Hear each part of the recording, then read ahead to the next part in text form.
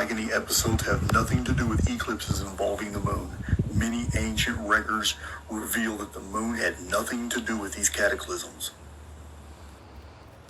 1135 BC cataclysm in China is the mandate of heaven changing, and the Shang dynasty collapses.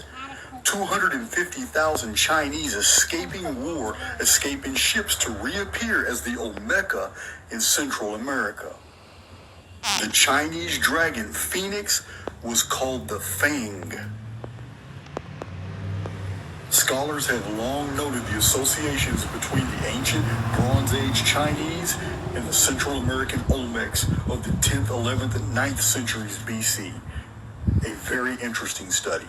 In 1135 BC, Pharaoh Sennacherib of Egypt's reign ends as he reports a circling star that spit fire at the very end of his reign.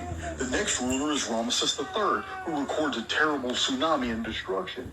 Historians estimate that 3.8 million people died in this year from catastrophe as the kingship changed in Egypt. At the very end of his reign, Sennacherib reported that an immense black cloud covered the sky. The sun turned blood red and disappeared. Red dust blanketed the land.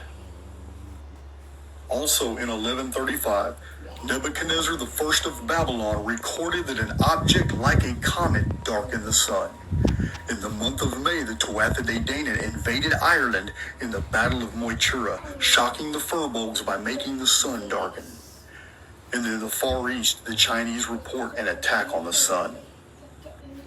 414 years later, in 721 BC, the Chinese report a change in the heavens, an inability to predict the darkening of the sun. Plutarch and Ovid wrote that at the end of Romulus' reign over Rome, the sun was darkened. Flames seen in the heavens with thunder. Darkening of the whole world was confirmed at that time by Latin writers. Assyrian writings claim a new world age began. These changes were only caused by celestial events that wrought destruction on earth. Babylonian record has the sun turned black. In this year, the 10 tribes of Israel, who had long been overlords over Judah, were carried away into Assyrian captivity. The Edomites rewrote their scriptures, renamed their prophets, and invented the Moses epic.